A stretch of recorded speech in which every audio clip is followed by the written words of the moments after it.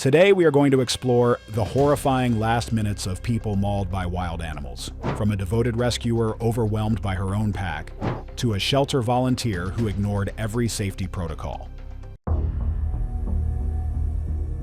It was October 15th, 2016, and the Georgia sun was setting over Rebecca Martinez's 10-acre property, casting long shadows across a maze of makeshift kennels and chain-link runs.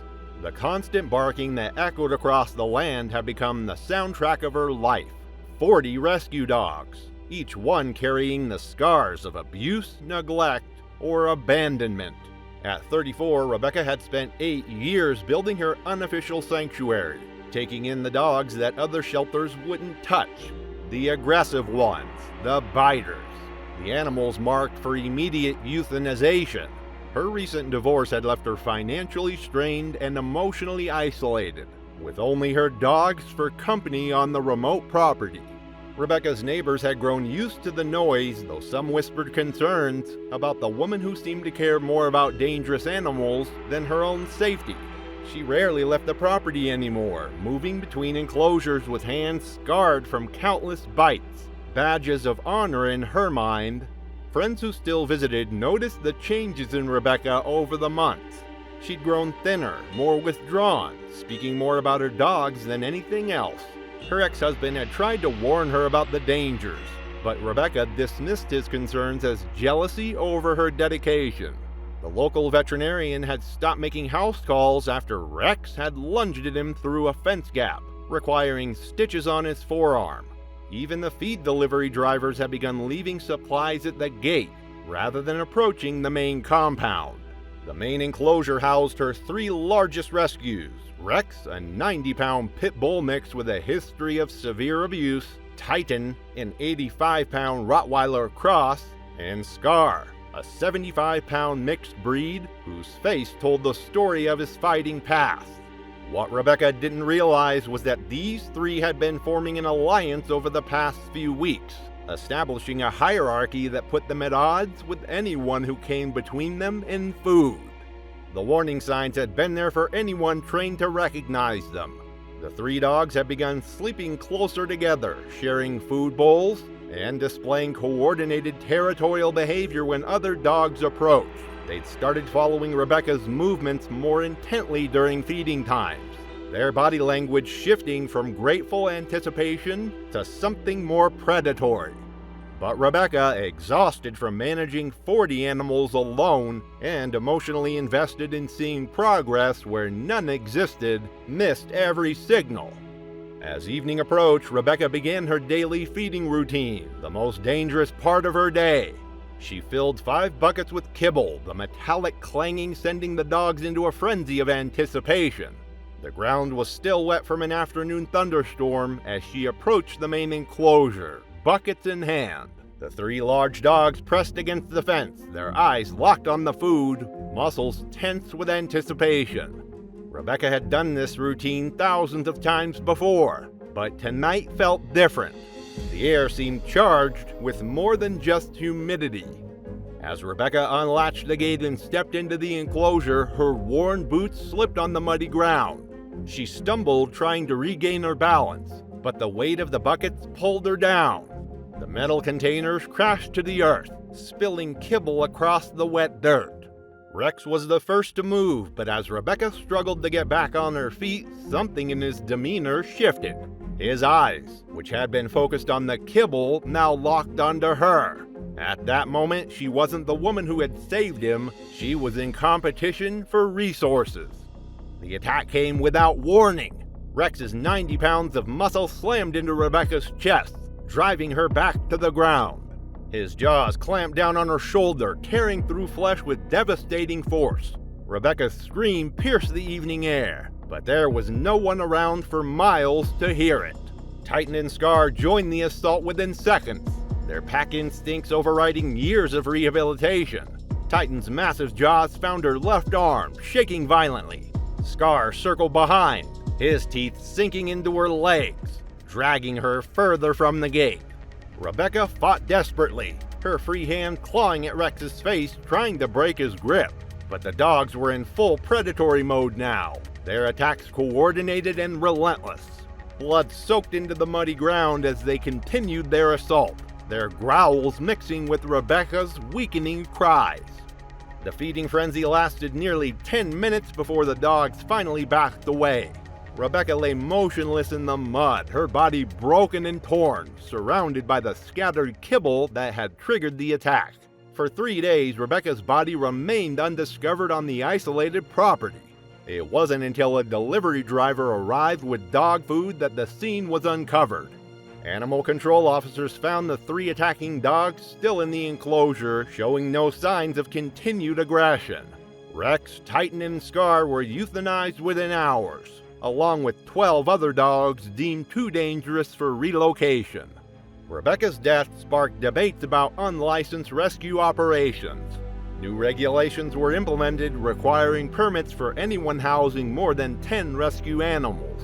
But for those who knew Rebecca, the rules came too late.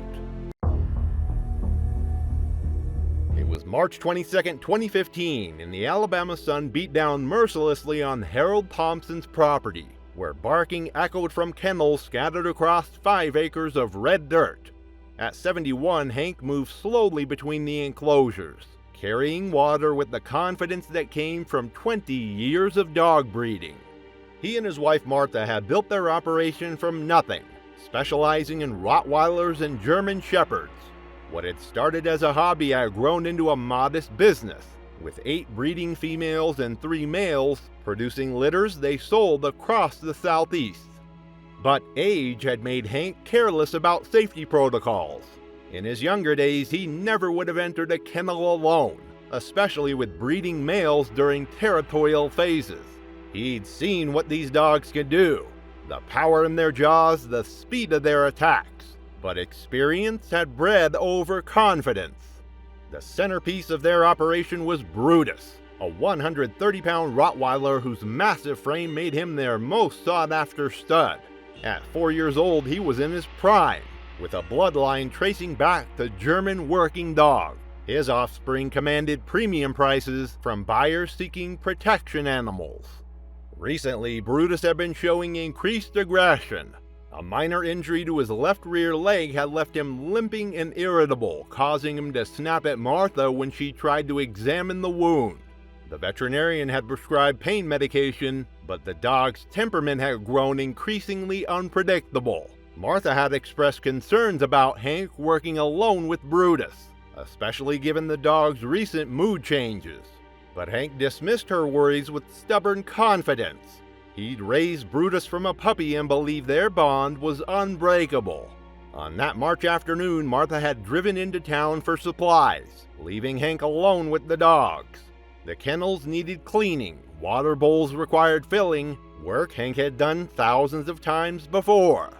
Brutus watched from his kennel as Hank approached, the dog's dark eyes tracking every movement with intensity that should have served as warning. The animal was panting heavily despite the shade, his injured leg causing him to shift uncomfortably. Pain had a way of making even docile animals unpredictable, and Brutus was far from docile.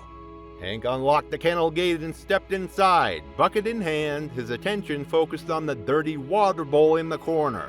He'd performed this routine hundreds of times, but today Brutus was different. The dog's ears were pinned back, his tail held low, his massive body coiled with tension. As Hank bent down to clean the water bowl, his back turned to the dog, Brutus made his decision. There was no growling, no warning. Just 130 pounds of muscle launching through the air with devastating force. The impact drove Hank face first into the concrete floor, his bucket clattering away as Brutus's jaws found their target. The dog's teeth sank deep into Hank's throat, crushing his windpipe and severing major blood vessels in a single catastrophic bite. Hank's hands clawed desperately at the animal's massive head, but Brutus had locked on with predatory determination. The dog's powerful neck muscles allowed him to shake violently, tearing through tissue and bone with mechanical efficiency. Hank's screams were cut short by the damage to his throat, replaced by a wet, gurgling sound that grew weaker by the second. Blood pooled beneath his body as Brutus continued his attack, driven by instincts bred into his lineage for generations. The assault lasted less than 3 minutes, but the damage was irreversible. When Brutus finally released his grip, Hank lay motionless on the kennel floor, his life ebbing away in the Alabama heat. Martha returned home 2 hours later to find the property strangely quiet. She called out for Hank as she walked toward the kennels, but received no response. When she rounded the corner and saw Brutus standing guard over her husband's body, the full horror became clear. The dog's reaction to Martha's presence was immediate and threatening. He positioned himself between her and Hank's body, his lips pulled back in a snarl. Martha backed away slowly, dialing 911 from her truck. Sheriff's deputies arrived within 20 minutes, but Brutus refused to allow anyone near Hank's body. After consulting with animal control, the decision was made to shoot Brutus rather than risk additional casualties. The massive Rottweiler died with 3 bullets in his chest. The investigation concluded that Hank's death was a tragic accident caused by his failure to recognize warning signs of an aggressive, injured animal. The breeding operation was shut down, the remaining dogs relocated, and Martha was left to grieve both her husband and the animal that had been part of their family. It was July 8, 2017, and Detroit's summer heat shimmered off abandoned lots as Maria Santos loaded her car with dog food and water. At 28, she'd spent 5 years walking dogs by day and feeding Detroit's feral population by night. Recently laid off, she'd been spending more time in dangerous neighborhoods, trying to help animals most people considered beyond saving. The economic collapse had hit Detroit hard, leaving entire neighborhoods abandoned and creating perfect breeding grounds for packs of wild dogs. These weren't lost pets. They were second and third generation feral animals that had never known human kindness, surviving by scavenging and defending territory with savage efficiency. Maria's regular route took her through 6 abandoned lots, each home to a different pack. She knew their hierarchies, feeding schedules, and individual personalities. But the newest group concerned her the most. 6 dogs led by a large German Shepherd mix she'd nicknamed Alpha, including several animals she didn't recognize. This pack was hungrier, more aggressive, and less predictable than the others. But Maria's compassion overruled her caution. These animals needed help, and she was the only one willing to provide it. As twilight settled over the abandoned neighborhood, Maria parked near the lot where Alpha's pack had made their home. The area was a wasteland of broken concrete and waist-high weeds, perfect cover for animals that had learned to hunt and hide. Maria had been feeding this pack for 3 weeks, always maintaining safe distance. But tonight felt different. The dogs seemed more agitated, their movements more coordinated, their attention more focused on her than the food.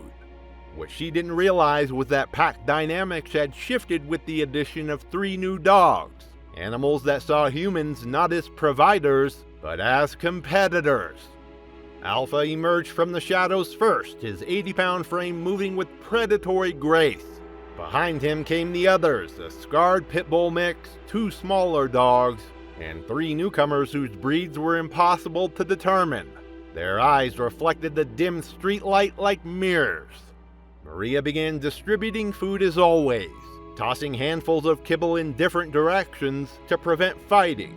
But tonight, the strategy backfired. Instead of dispersing to eat, the dogs began to circle her, their movements coordinated and purposeful.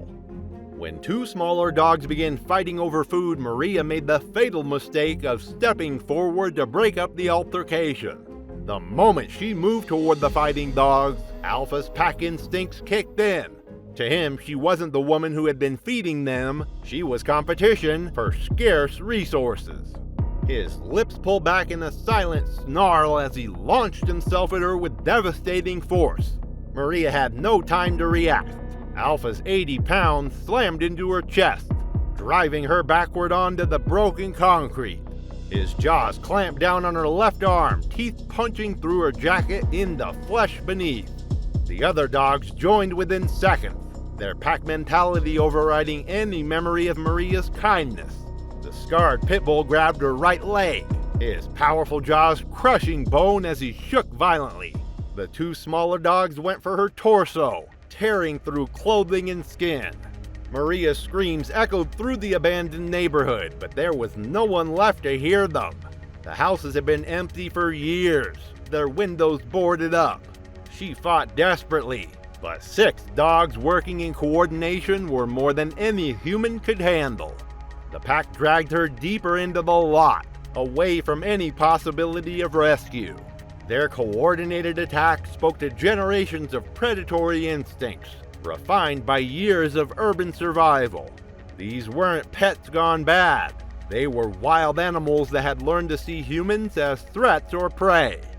Maria's movements grew weaker as blood loss and shock took their toll. The dogs showed no signs of stopping, their feeding frenzy triggered by blood and the thrill of a successful hunt. By the time they finally backed away, Maria lay motionless among the weeds and debris. Her body was discovered the next morning by urban explorers. It took 3 days to capture all the 6 dogs using tranquilizer guns and cage traps. The pack was euthanized within hours, their wild nature making rehabilitation impossible. Maria's death sent shockwaves through Detroit's animal advocate community. New safety protocols were established, but for Maria's family, the changes came too late. It was December 3rd, 2014, and fluorescent lights cast harsh shadows across rows of kennels at the county animal shelter. Jennifer Walsh, 25 and halfway through veterinary school, moved between cages with a determined stride, believing every animal deserved a second chance. As a weekend volunteer, Jennifer had developed a reputation for advocating for the shelter's most difficult cases. While others focused on friendly, adoptable dogs, she gravitated toward the aggressive ones, animals marked with red cards indicating immediate euthanization. The dog that would cost Jennifer her life was Diesel, a 75-pound pit bull with a scarred muzzle and eyes that seemed to hold years of rage. He'd been surrendered after multiple bite incidents, including an attack on a neighbor's child requiring emergency surgery. The behavioral assessment was decisive. Too dangerous for adoption. Scheduled for euthanization Monday. Jennifer had been watching Diesel for 3 days, looking for signs of the gentle soul she believed existed beneath his aggressive exterior. She'd seen him pace restlessly, heard him growl at anyone who approached, watched him destroy every toy placed in his cage. But she'd also noticed what she interpreted as vulnerability, moments when he pressed against the back wall, briefly softening when he thought no one was watching. The shelter's protocol was clear. Dogs like Diesel were never to be handled alone. Staff with years of experience and proper equipment were required for any interaction with red card animals. But Jennifer had convinced herself that Diesel's aggression was fear-based, that what he needed was one-on-one attention. On that December afternoon, with most staff busy and senior volunteers handling other duties, Jennifer made the decision that would cost her her life. She approached Diesel's kennel with a slip lead and the key to the isolation room, a small windowless space used for behavioral evaluations. Diesel's reaction was immediate and threatening. His lips pulled back, revealing yellowed teeth. Hackles rose along his neck, and a low growl rumbled from his chest. Every aspect of his body language screamed danger, but Jennifer interpreted these signs as fear rather than aggression.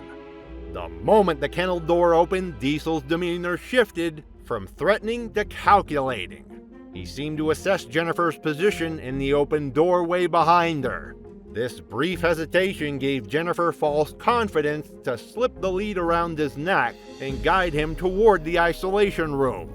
Once inside, Jennifer closed the door and removed Diesel's lead, believing freedom of movement would help him relax. The room was small, 8 by 10 feet, with concrete walls and no furniture except a metal folding chair. It was designed for safety, but also meant there was nowhere to run. For several minutes, Diesel stood rigid in the center, his eyes never leaving Jennifer's face.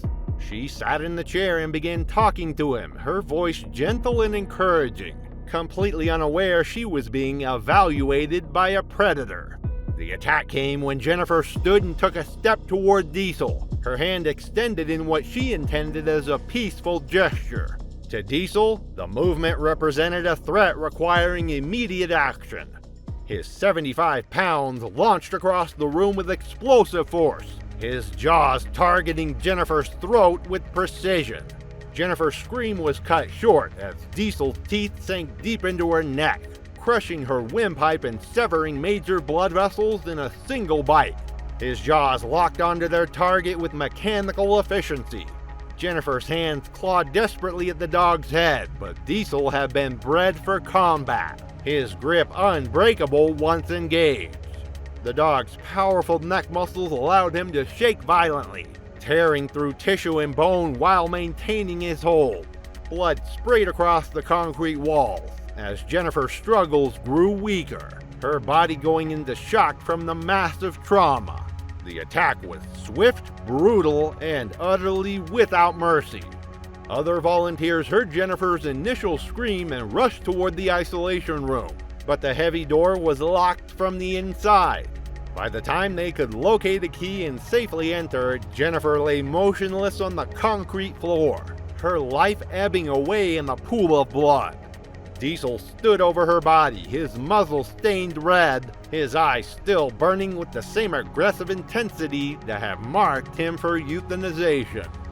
Paramedics arrived within minutes, but Jennifer's injuries were beyond medical intervention. She was pronounced dead at the scene. Her dream of becoming a veterinarian ended by the very type of animal she hoped to save.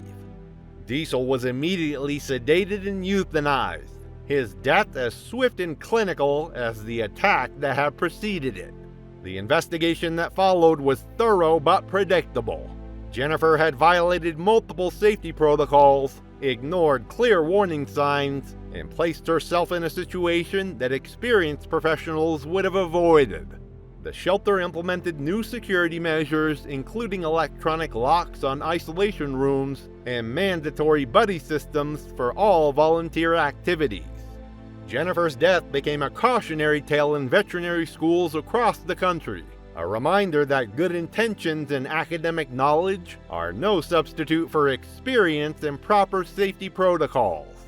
Her family established a scholarship in her name, but requested that it go to students studying wildlife conservation rather than domestic animal care, a final acknowledgement that some animals, no matter how much love they're shown, remain fundamentally dangerous. It was August 19, 2013, and Missouri heat hung thick over Tommy Rodriguez's remote property, where the stench of neglect permeated every corner of his illegal breeding operation. At 45, Tommy had been running puppy mills for over a decade, but financial pressures had forced him to cut corners in ways that would ultimately cost him his life. The 20-acre property was a maze of makeshift kennels and converted sheds, housing nearly 80 dogs in various stages of breeding and neglect. Tommy specialized in popular breeds that commanded high prices from unsuspecting buyers who never saw the conditions their pets came from. But the real money came from the security side of his operation. 4 massive dogs patrolled the perimeter, 2 cane corsos weighing over 120 pounds each, and 2 mastiff mixes tipping the scales at nearly 140 pounds. These weren't pets or breeding stock. They were weapons, acquired from a defunct fighting operation and trained to be aggressive. The financial pressures that would lead to Tommy's death have been building for months. Veterinary bills, feed costs, and facility maintenance had eaten into profits, while increased scrutiny from animal welfare organizations had forced him to operate more carefully. He'd been cutting back on everything: food, medical care, even basic maintenance.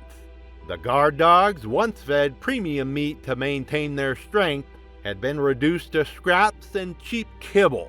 What Tommy didn't understand was that hungry guard dogs were exponentially more dangerous than well-fed ones. Hunger sharpened their predatory instincts, made them more territorial, and reduced their tolerance for human presence. The four animals that had once been content to patrol were now viewing everything on the property, including Tommy himself, as potential competition for scarce resources. The dogs had been showing signs of increased aggression for weeks. They'd begun fighting among themselves over food, marking territory more aggressively and showing less deference to Tommy's commands. A smart operator would have recognized these warning signs, but Tommy was desperate, distracted, and dangerously overconfident. On that sweltering August night, Tommy made his final rounds of the property, checking on breeding females and security systems. It was past midnight and the Missouri countryside was silent except for distant barking and the hum of inadequate ventilation fans. He carried a flashlight and a metal rod for moving aggressive animals, but his attention was focused on financial calculations rather than the danger lurking in the shadows. The guard dogs had been without food for 3 days, not by design, but because Tommy had been too busy dealing with a sick litter to maintain their feeding schedule.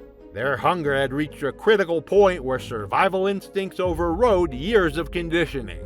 They were no longer guard dogs protecting property. They were predators looking for their next meal. Tommy's mistake was approaching the area where he kept the guard dogs without proper precautions. Normally, he would have fed them first, ensuring their compliance before entering their territory. But financial stress and exhaustion had made him careless, and he walked directly into their domain, carrying nothing but a flashlight and false confidence. The attack began when Brutus, the larger cane corso, emerged from the shadows near the feeding area. His 125-pound frame moved with surprising silence, his massive head lowered in a hunting posture that Tommy should have recognized as a threat. Behind him came the others: Titan, the second cane corso, Rex, a 140-pound mastiff mix, and Scar, whose scarred muzzle told the story of his fighting background. Tommy realized the danger too late. As he turned to retreat, Brutus launched himself forward, his powerful jaws clamping down on Tommy's left thigh with crushing force. The impact drove Tommy to the ground, his flashlight spinning away into darkness as he screamed for help that would never come. The other three dogs joined the attack within seconds, their pack instincts fully engaged. Rex grabbed Tommy's right arm, his massive jaws crushing bone as he shook violently. Titan went for the torso, his teeth tearing through clothing and flesh with mechanical efficiency. Scar circled the attack, darting in to bite and retreat, his fighting experience evident in his tactical approach. Tommy's screams echoed across the empty countryside, but his nearest neighbor was over 2 miles away. The dogs worked with the coordination of experienced predators. Their attacks focused on disabling their prey rather than killing quickly.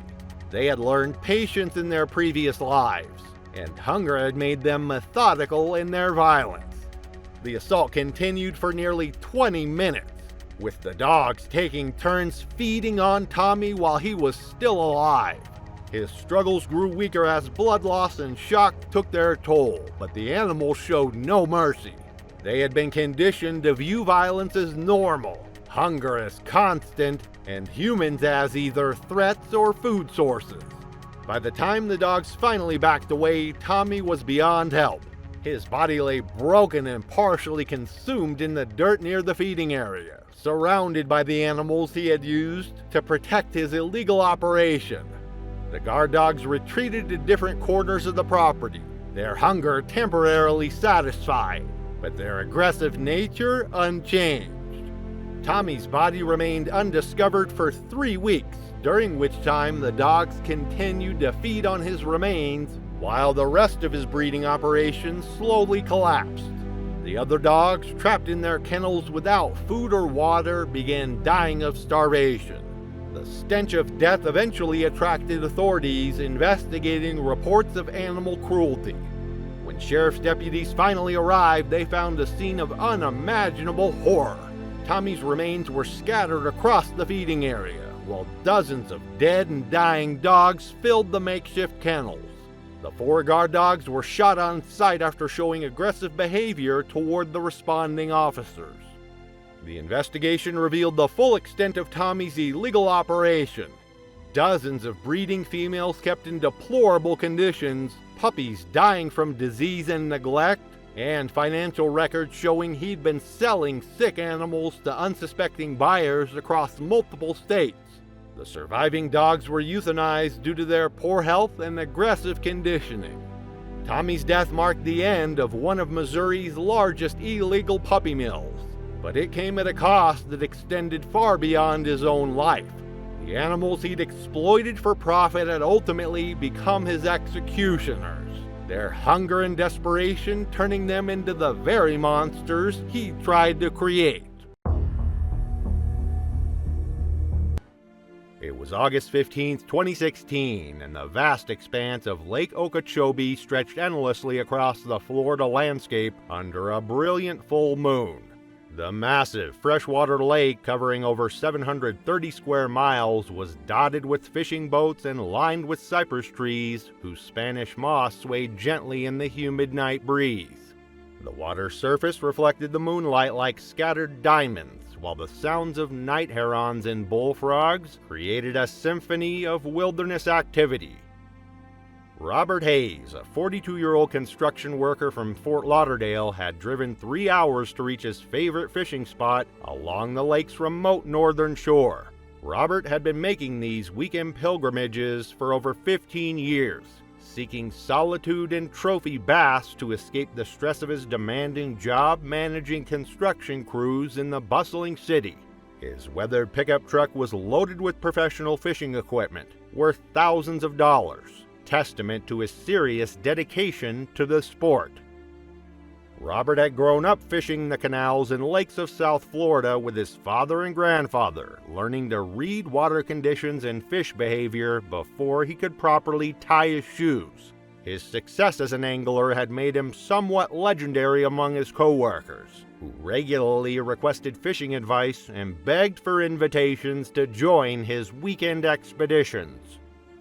That evening, Robert had set up his elaborate fishing station on a small peninsula that jutted into the lake, providing access to deep water where large bass congregated during the cooler nighttime hours. His portable chairs, tackle boxes, and rod holders were arranged with military precision, while multiple lines extended into the dark water at carefully calculated angles.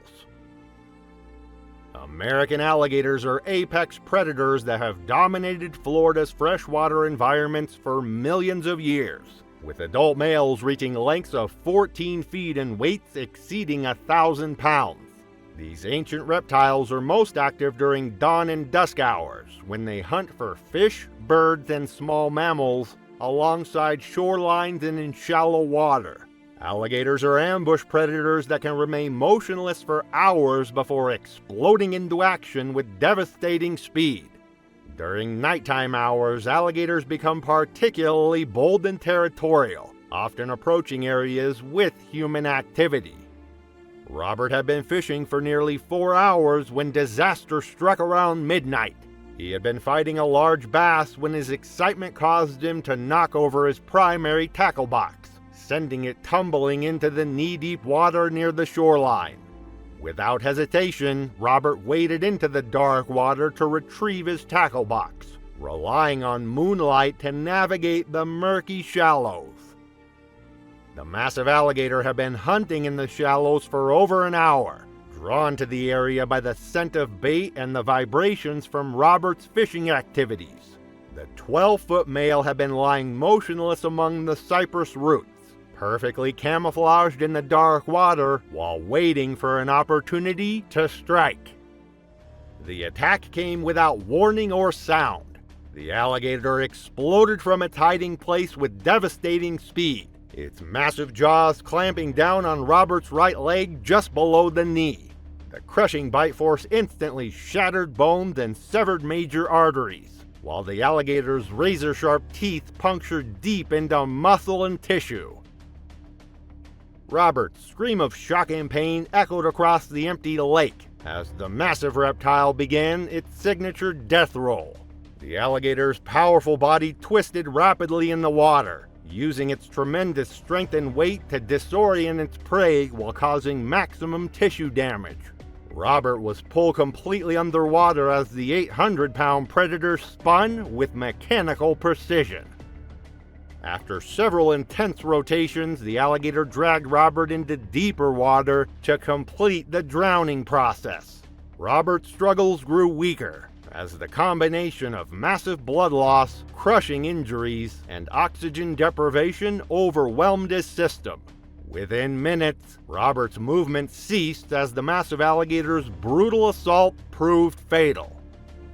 Other anglers discovered Robert's abandoned truck the following morning when he failed to return home as scheduled. Search and rescue teams found his body 2 days later in deeper water, and wildlife officials successfully tracked and removed the massive alligator due to its proximity to popular fishing areas. Robert's death prompted enhanced warning systems at public fishing areas and renewed educational campaigns about nighttime fishing safety. Robert's family established a foundation promoting angler safety education, but his tragic encounter was just one of many deadly meetings between humans and America's apex reptiles. It was March 22, 2015, and the ancient cypress swamps of Louisiana's Atchafalaya Basin stretched endlessly across the landscape under overcast spring skies.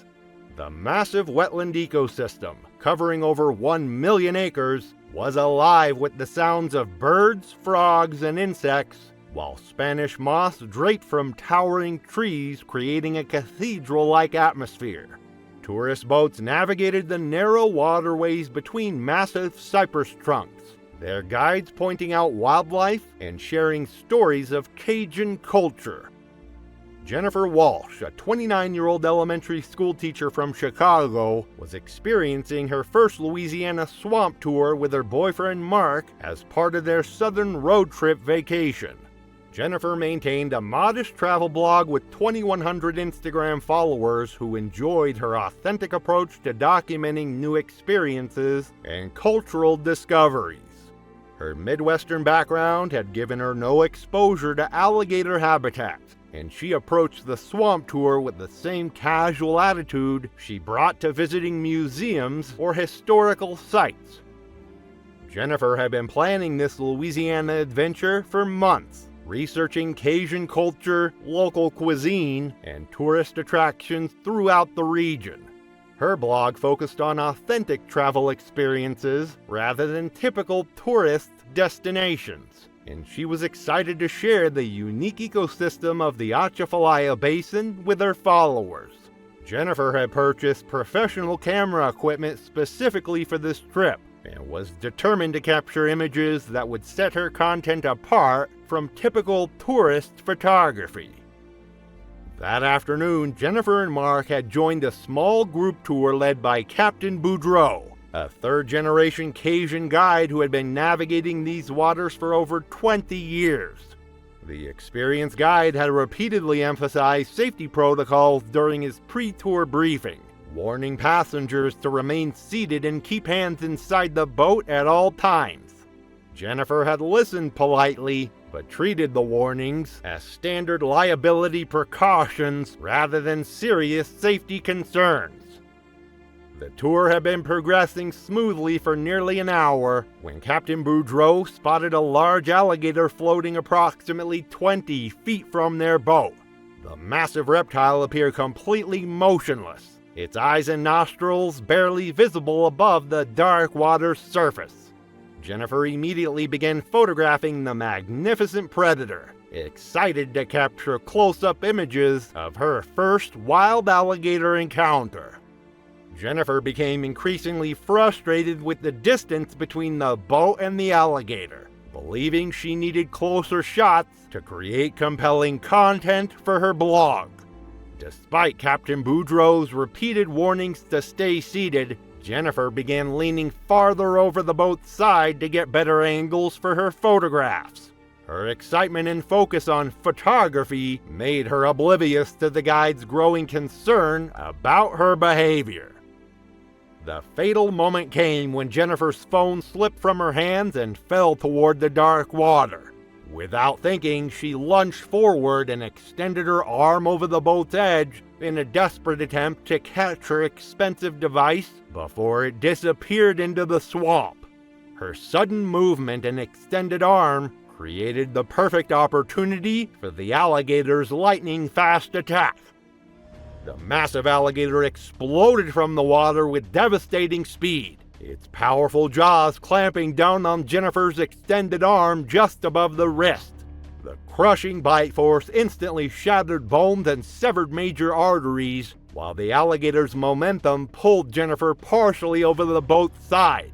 Her screams of shock and pain filled the swamp as the 10-foot predator began dragging her toward the water. Mark and Captain Boudreau immediately grabbed Jennifer's legs and torso, desperately trying to pull her back into the boat while the alligator maintained its crushing grip on her arm. The tug-of-war lasted only seconds. The alligator's superior strength and leverage in its aquatic environment made the outcome inevitable. Jennifer's arm was nearly severed at the wrist as the reptile's teeth worked through bone and tissue.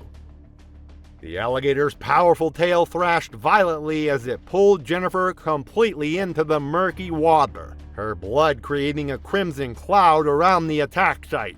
Captain Boudreau grabbed his emergency pole and struck at the alligator, but the massive reptile had already dragged Jennifer beneath the surface and disappeared into the maze of cypress roots and submerged logs. Jennifer's struggle ceased within minutes as the alligator's death roll and drowning tactics proved fatal. The dark swamp water concealed the final moments of the attack, leaving Mark and the other passengers in stunned silence as Captain Boudreau radioed for emergency assistance. Search teams recovered Jennifer's body later that day, and the tour company implemented stricter safety protocols, including physical barriers and enhanced passenger restraint systems. Jennifer's death prompted industry-wide reviews of swamp tour safety procedures and enhanced training for guides working with inexperienced tourists. Her family filed lawsuits against the tour company, arguing that inadequate safety measures had contributed to the tragedy. The incident became a cautionary tale about the dangers of treating wild predators as photo opportunities. Still, Louisiana swamps weren't the only places where people underestimated the speed and power of these ancient predators. It was June 8, 2017, and the manicured fairways of Naples Grand Golf Club stretched across the southwest Florida landscape under brilliant summer sunshine. The championship course featured numerous water hazards designed to challenge golfers while showcasing the region's natural beauty, with pristine ponds and streams winding between palm trees and tropical vegetation. The morning air was thick with humidity, while the sounds of golf carts and distant conversations created a peaceful atmosphere of recreational luxury. Thomas Chen, a 35-year-old real estate agent from Atlanta, was playing his third round of golf during a week-long Florida vacation with clients and colleagues. Thomas had built a successful career selling luxury properties throughout Georgia, and these Florida golf trips have become essential for maintaining relationships with wealthy clients who own vacation homes in the region. His competitive nature and perfectionist tendencies made him an excellent salesman, but also a golfer who hated losing expensive equipment. Thomas had been playing golf seriously for over 10 years, maintaining a single-digit handicap through regular practice and professional instruction. His golf bag contained thousands of dollars worth of premium equipment, including custom-fitted clubs and high-end golf balls that cost over $5 each. Thomas took pride in his equipment, and had developed a habit of retrieving balls from water hazards rather than accepting the penalty strokes and replacement costs. That morning, Thomas was playing alone as part of an early tee time, enjoying the peaceful course conditions before the Florida heat became unbearable. He had been playing exceptionally well through the first 13 holes, shooting several strokes under par and feeling confident about posting his best scores of the vacation. The 14th hole featured a challenging approach shot over a large pond that had claimed countless golf balls over the years. Thomas's approach shot had started perfectly but caught a gust of wind and splashed into the pond, just short of the green. The expensive ball was clearly visible in the shallow water near the pond's edge, appearing easily retrievable to Thomas. He had successfully retrieved balls from similar situations dozens of times at various Florida courses and considered himself knowledgeable about alligator behavior and safety. What Thomas failed to notice were the fresh warning signs that course maintenance had posted that very morning after spotting a large alligator in the pond during their routine inspection. The bright yellow signs were positioned near the tee box and cart path, but Thomas had been focused on his shot selection and missed the crucial safety information. The 10-foot alligator had claimed the pond as its territory and had been resting motionless near the spot where Thomas's ball had landed. Thomas parked his golf cart near the pond's edge and waded confidently into the knee-deep water, his golf shoes providing good traction on the sandy bottom.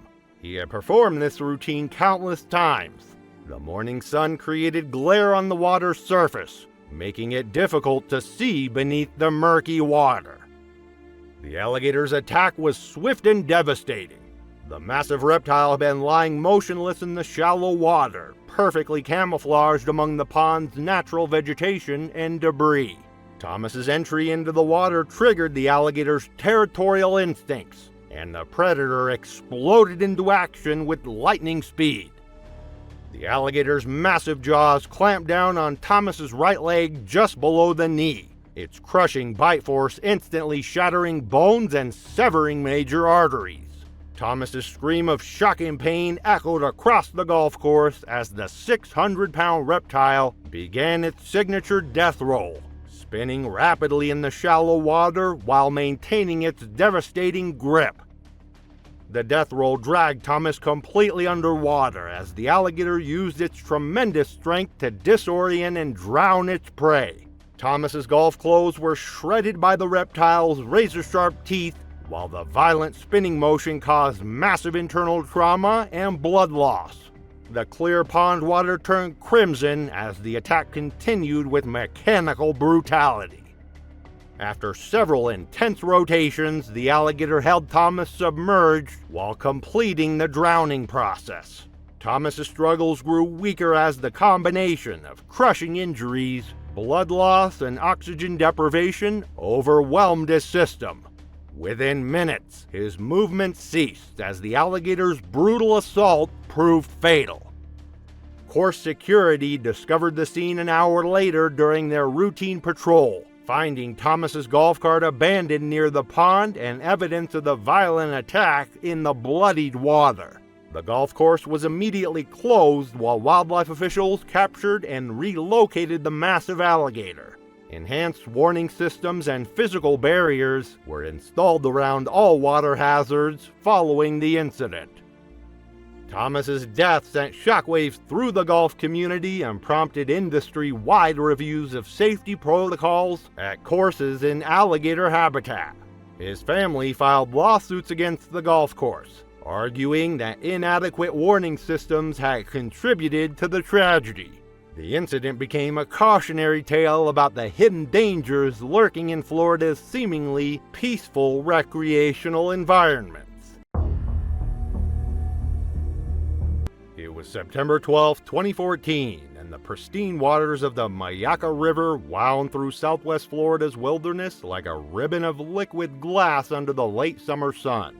The ancient waterway, flanked by towering cypress trees and dense palmetto undergrowth, provided a corridor through some of Florida's most untouched natural habitat. Spanish moss draped from massive oak trees, creating a canopy that filtered the afternoon light into dancing patterns on the water's surface, while the calls of herons and ibises echoed through the humid air. Amanda Foster, a 31-year-old registered nurse from Tampa, was enjoying her monthly kayaking adventure with her husband Steve, a tradition they had maintained for over 3 years. Amanda worked long shifts at Tampa General Hospital's emergency department, and these weekend river trips provided essential stress relief from her demanding career, saving lives in one of the city's busiest trauma centers. Her Instagram account with 1,800 followers documented their outdoor adventures throughout Florida's state parks and waterways. Amanda had discovered kayaking during her nursing school years as a way to maintain physical fitness and mental health during the intense academic program. Her natural athleticism and competitive spirit had made her an accomplished paddler, capable of navigating challenging water conditions that intimidated less experienced kayakers. She and Steve had explored dozens of Florida rivers and springs, building expertise in reading water conditions and wildlife behavior. That afternoon, the couple had launched their kayaks from the Mayaca River State Park boat ramp, planning to paddle upstream through a section of river known for its pristine wilderness and abundant wildlife. American alligators become extremely territorial and aggressive during breeding season, which occurs from April through June in Florida. Female alligators construct large nests from vegetation and mud along riverbanks, where they lay 20 to 50 eggs that incubate for approximately 65 days. Mother alligators guard their nest with fierce dedication, attacking any perceived threat that approaches within 50 yards of their nesting site. These protective instincts make female alligators exponentially more dangerous than usual. Amanda and Steve have been paddling for nearly 2 hours when they encountered a section of river narrowed by fallen cypress trees and dense vegetation. The natural obstacle course required careful navigation, and Amanda's kayak became wedged against a partially submerged log near the eastern bank. Instead of waiting for Steve to assist her, Amanda decided to step out of her kayak into the shallow water to push it free from the obstruction. What Amanda couldn't see was the large alligator nest hidden in the dense vegetation just 15 feet from where she stepped into the water. The 9-foot female alligator had been guarding her nest for over a month, and her maternal instincts were at their peak as her eggs approached hatching time. Amanda's entry into the water triggered the female alligator's protective response immediately. The massive reptile exploded from her hiding place with devastating speed, her powerful jaws targeting Amanda's right leg as she stood in the knee-deep water. The crushing bite force instantly shattered bones and severed major arteries, while the alligator's momentum drove Amanda backward into deeper water. Steve watched in horror as the 400-pound alligator began her death roll, spinning rapidly while maintaining her crushing grip on Amanda's leg. Amanda's screams filled the wilderness as the violent rotation dislocated her hip and caused massive internal trauma. The clear river water turned crimson around the attack site as the alligator's razor-sharp teeth worked through muscle and bone. After several brutal rotations, the alligator dragged Amanda beneath the surface to complete the drowning process. Steve paddled frantically toward the attack site, but the alligator's superior strength and aquatic advantages made rescue impossible. Within minutes, Amanda's movement ceased, as the protective mother alligator's assault proved fatal. Search and rescue teams recovered Amanda's body several hours later, and wildlife officials marked the nesting area as off-limits for the remainder of breeding season. Amanda's death devastated the kayaking community and prompted enhanced educational programs about alligator nesting behavior and seasonal safety considerations. The state park implemented new warning systems and seasonal closures for sections of river with active nesting sites. Steve established a foundation promoting water safety education, ensuring Amanda's dedication to helping others would continue through enhanced protection for outdoor enthusiasts. It was November 3rd, 2018, and the pristine waters of Biscayne Bay stretched endlessly across the South Florida landscape under brilliant autumn sunshine. The massive estuary, covering over 400 square miles between Miami and the Florida Keys, was alive with marine life and bordered by dense mangrove forests that provided critical habitat for countless species. The crystal clear water revealed seagrass beds and coral formations, while pelicans and frigate birds soared overhead in the warm tropical air. Carlos Rodriguez, a 28-year-old freelance photographer from Miami, had driven to a remote section of the bay seeking images of American crocodiles for a National Geographic submission. Carlos had built a following of 3,400 Instagram followers through his dramatic wildlife photography, specializing in close-up shots of Florida's most dangerous predators. His portfolio included stunning images of alligators, venomous snakes, and sharks that had earned recognition from several wildlife magazines. Carlos had been pursuing wildlife photography professionally for 2 years, building his reputation through fearless approaches to dangerous subjects that other photographers avoided. His Cuban-American heritage had given him a deep appreciation for South Florida's unique ecosystems, and he took pride in documenting species that most people would never see in the wild. Carlos had invested thousands of dollars in professional camera equipment and underwater housing systems.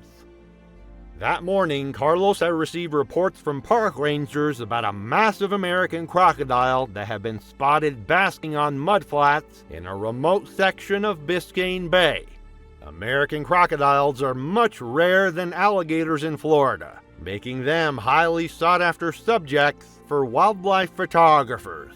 Carlos had been trying to photograph this particular species for months, and saw this as his opportunity to capture award-winning images. American crocodiles are significantly more aggressive and territorial than their alligator cousins, with adult males reaching lengths of 15 feet and weights exceeding 1,000 pounds. These apex predators inhabit saltwater and brackish environments throughout South Florida, where they establish territories that they defend with extreme violence. Unlike alligators, crocodiles are more likely to attack humans who enter their domain, and they possess superior speed and agility both in water and on land. Their narrow snouts are filled with razor-sharp teeth designed for gripping and tearing, while their powerful tails can deliver devastating blows. Carlos had been photographing from the mangrove shoreline for over an hour when he spotted the massive crocodile basking on a mudflat approximately 100 yards away. The 13-foot male was an exceptional specimen, easily the largest crocodile Carlos had ever encountered in the wild. His excitement at finding such a magnificent subject overrode his usual caution about maintaining safe distances from dangerous wildlife. Determined to capture ground-level shots that would showcase the crocodile's impressive size and prehistoric appearance, Carlos began wading into the shallow saltwater. The muddy bottom provided uncertain footing, but Carlos was focused entirely on his photography and failed to recognize that he was positioning himself between the crocodile and the deeper water that represented its escape route. The massive crocodile had been monitoring Carlos's approach with growing agitation, its territorial instincts triggered by the human's persistent presence in its domain. When Carlos moved into a position that blocked the reptile's access to deep water, The crocodile's defensive behavior shifted to aggressive action. The ancient predator recognized Carlos as a threat that needed to be eliminated immediately. The crocodile's charge was explosive and terrifying.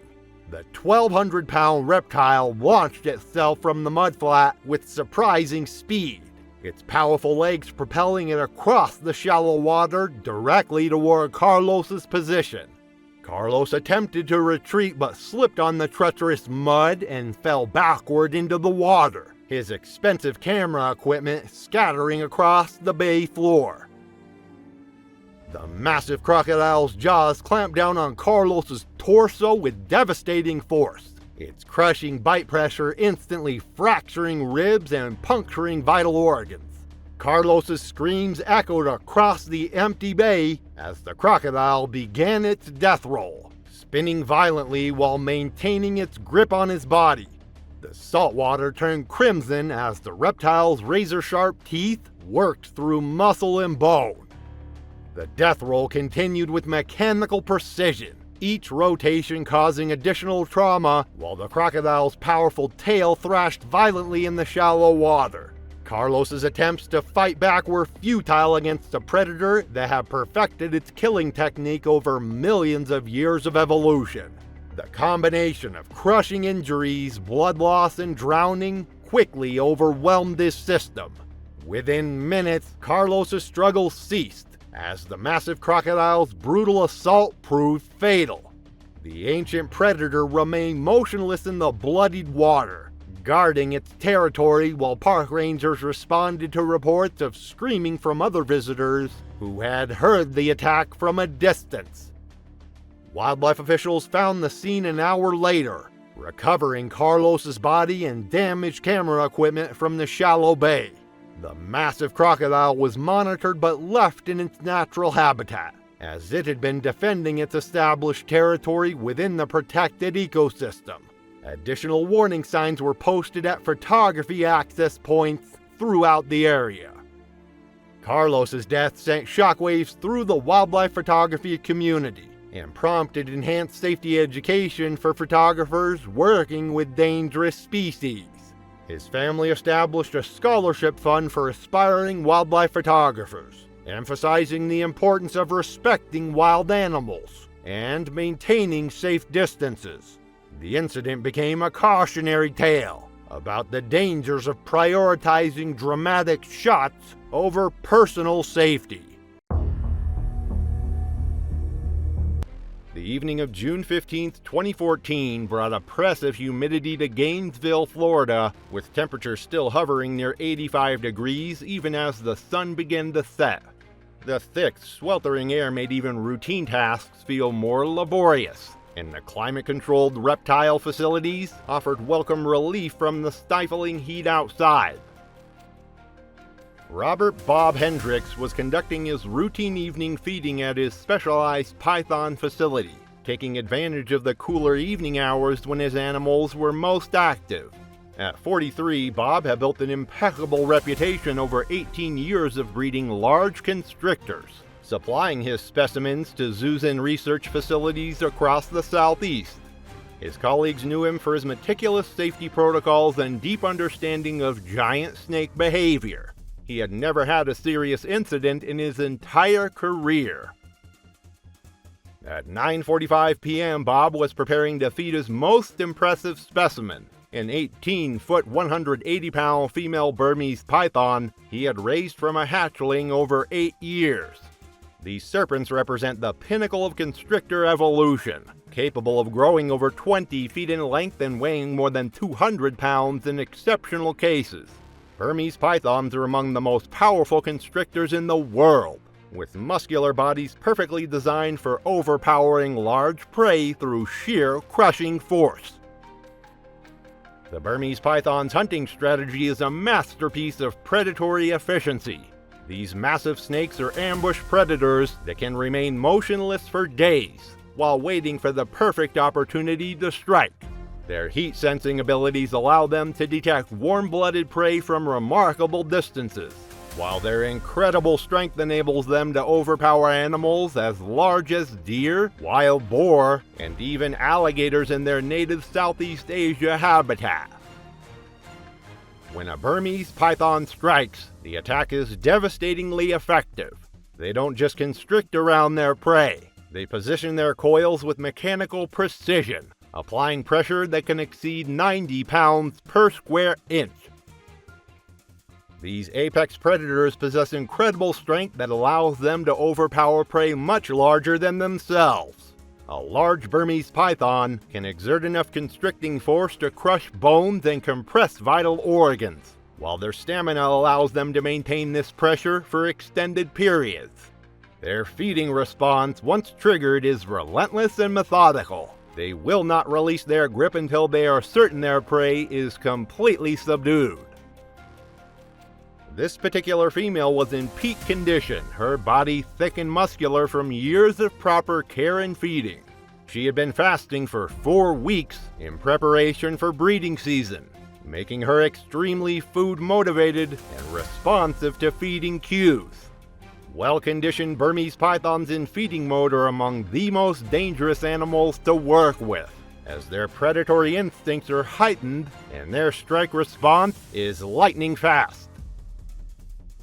Bob had been preparing to feed her a large rabbit using his standard safety protocols, feeding tongs, secure barriers, and maintaining safe distances at all times.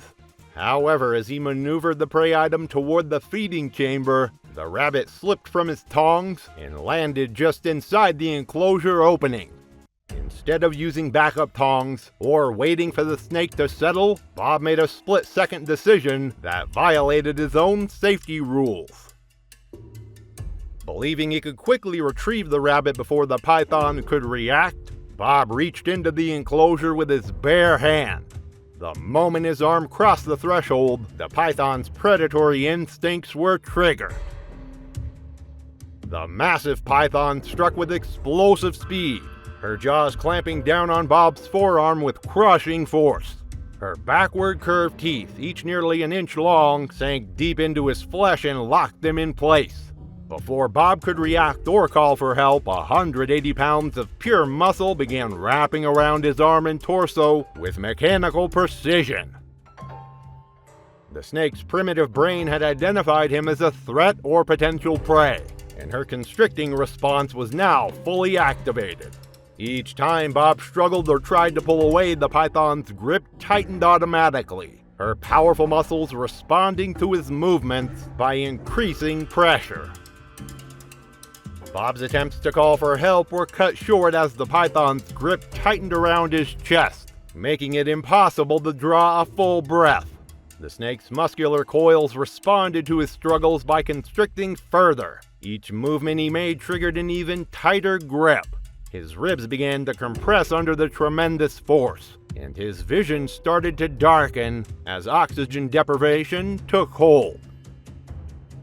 The constriction was methodical and relentless. Bob's consciousness faded as the python's coils compressed his chest and restricted blood flow to his brain.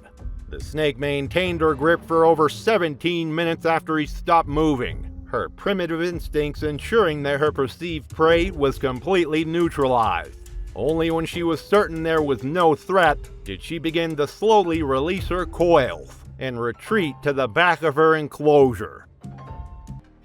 Bob's assistant found him the next morning when she arrived for the daily feeding rounds. The python was coiled peacefully in her favorite hiding spot, showing no signs of agitation or stress. Bob's body bore the unmistakable marks of constriction, compressed ribs, restricted breathing passages, and the deep puncture wounds where the snake's teeth had initially grabbed him. The investigation revealed that Bob had violated multiple safety protocols in his attempt to quickly retrieve the dropped prey item. His death served as a stark reminder that large constrictors, regardless of their normal temperament or years of conditioning, remain powerful predators whose instincts can be triggered by the slightest provocation during feeding situations. March 8, 2016 dawned clear and warm in Phoenix, Arizona. with temperatures climbing toward a pleasant 78 degrees by evening. The desert air was dry and still, creating perfect conditions for the large constrictors that thrived in Marcus Chen's converted garage facility. Marcus Chen was preparing to feed his largest snake at his home-based breeding operation, taking advantage of the mild evening weather that kept his facility at optimal temperatures. The 31-year-old had spent 8 years specializing in large constrictors and was well known in the reptile community for producing exceptional reticulated pythons. Marcus lived alone and often worked with the snakes during evening hours, a practice that would prove fatal. The converted garage facility where Marcus housed his collection was a marvel of reptile husbandry engineering.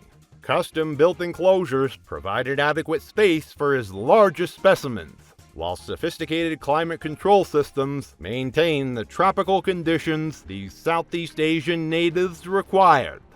Marcus had invested heavily in security systems, both to protect his valuable animals and to ensure they couldn't escape. Marcus had acquired his prized reticulated python through a specialized reptile dealer who imported Southeast Asian species for serious collectors. The snake had been legally imported as a juvenile and required special permits. At 7:20 p.m., Marcus approached the enclosure housing his most impressive specimen, an 18-foot, 140-pound female reticulated python he had raised from a hatchling over the past 6 years. These serpents are among nature's most efficient predators, capable of growing over 30 feet in length and weighing more than 250 pounds in the wild. Reticulated pythons are ambush hunters that kill through constriction, wrapping their muscular bodies around prey and applying pressure that can exceed 90 pounds per square inch. The reticulated python's hunting strategy is a masterpiece of evolutionary engineering. These snakes possess incredibly sensitive heat-detecting organs that can locate warm-blooded prey from considerable distances. Their muscular bodies are perfectly designed for constriction, with hundreds of ribs providing anchor points for the powerful muscles that generate the crushing force. When constricting, these pythons don't crush their victims as commonly believed. Instead, they prevent breathing by tightening their coils each time the prey exhales, eventually causing cardiac arrest through oxygen deprivation. The process is remarkably efficient, with the snake able to detect the victim's heartbeat and breathing patterns through sensitive receptors along its body. Their incredible strength allows them to overpower animals as large as deer, wild boar, and even small crocodiles in their native Southeast Asia habitat. The python's heat-sensing abilities and lightning-fast reflexes make them nearly impossible to escape from once they've initiated an attack. Their strike speed can exceed 12 miles per hour, and their ability to accurately target warm-blooded animals in complete darkness makes them formidable predators. This particular female was in pre-shed condition, making her nearly blind and extremely defensive. Snakes preparing to shed their skin experience a condition called opaque or blue phase, where their eyes become clouded with a milky film and their vision is severely impaired. During this time, snakes become increasingly defensive and unpredictable, as their reduced vision makes them perceive any movement as a potential threat. Marcus made a critical decision that violated basic safety protocols. Instead of waiting for her to complete the shedding process or using proper feeding protocols from outside the enclosure, he entered her cage directly. This decision went against everything he had learned about large constrictor safety and contradicted the advice he regularly gave to other keepers. The moment Marcus stepped into the enclosure, the python struck defensively, grabbing his shoulder and immediately beginning to constrict. Her defensive response was instantaneous and overwhelming. 140 pounds of pure muscle wrapping around Marcus's torso with crushing force. The python's coils positioned themselves with deadly precision. one loop around his chest, another around his neck, effectively cutting off his ability to breathe or call for help. Marcus's phone was in his pocket, but the constricting pressure prevented him from reaching it or making any coordinated movements. The python's grip tightened with each of his attempts to struggle, her powerful muscles responding to his movements by increasing pressure. The snake's primitive brain had identified him as a threat to be neutralized, and her instincts demanded she maintain her grip until the perceived danger was eliminated. His neighbor found him the following evening when Marcus failed to answer repeated calls about a scheduled reptile pickup. The python had to be carefully removed by experienced animal control officers who understood the delicate process of unwrapping a constrictor without causing further harm. The incident became a rallying cry for enhanced safety protocols when working with large constrictors. This tragedy demonstrated the critical importance of never entering large constrictor enclosures and always having safety backup when working alone. Marcus's death served as a sobering reminder that even the most experienced keepers can make fatal errors in judgment, and that large constrictors, regardless of their normal temperament, remain powerful predators capable of killing humans. April 22, 2017 brought perfect spring weather to San Antonio, Texas, with clear skies and mild temperatures in the mid-70s creating ideal conditions for working with reptiles. The pleasant morning air made it comfortable to work in the facility without relying heavily on climate control systems. James Jimmy Rodriguez was photographing snakes at his commercial breeding facility, Lone Star Pythons, taking advantage of the excellent natural lighting that the clear morning provided. At 38, Jimmy ran one of Texas's largest ball python breeding operations and was respected throughout the reptile community for his genetic work with rare morphs. He had a history of minor heart problems, but managed them with medication and maintained an active lifestyle. Jimmy was known for his expertise with ball pythons, a species considered among the safest large snakes to handle due to their docile temperament. His facility housed hundreds of snakes, and he had been successfully breeding pythons for 12 years without serious incident. The commercial success of Lone Star Pythons had allowed Jimmy to expand his operation significantly over the years, growing from a hobby into a full-time business. At 6:30 a.m., Jimmy was photographing a valuable adult male ball python for online sales, part of his regular routine for marketing his animals to collectors worldwide. The 6-foot specimen represented the gentle nature that made ball pythons popular in the pet trade. Native to West and Central Africa, ball pythons are non-venomous constrictors that typically grow 3 to 5 feet in length, though exceptional specimens like this one can reach 6 feet. They're called ball pythons because of their tendency to curl into a tight ball when threatened, with their head protected in the center of their coiled body. Unlike their larger reticulated cousins, ball pythons are known for their calm demeanor and reluctance to bite. They're primarily nocturnal creatures that spend much of their time hiding in burrows or termite mounds in their native African habitat. When ball pythons do constrict, it's typically a gentle pressure compared to larger python species. However, they still possess the fundamental constricting instincts of all pythons. When they feel threatened or sense instability, they will wrap around whatever they perceive as secure and tighten their grip. Jimmy suddenly experienced crushing chest pain and shortness of breath, the unmistakable onset of a massive heart attack. The cardiac event struck without warning, sending waves of agony through his torso as his cardiovascular system began to fail. His breathing became labored and erratic as he collapsed to the floor, his body convulsing with the pain and stress of the medical emergency. As Jimmy collapsed, The python was still draped around his neck and torso in the relaxed position typical of calm ball pythons during handling. The snake, sensing Jimmy's sudden distress through his rapid heartbeat, irregular breathing, and the stress hormones flooding his system, immediately shifted from its relaxed state to defensive mode. The python's response was purely instinctual. When ball pythons feel threatened or sense that their environment has become unstable, they seek security by wrapping around whatever seems most stable.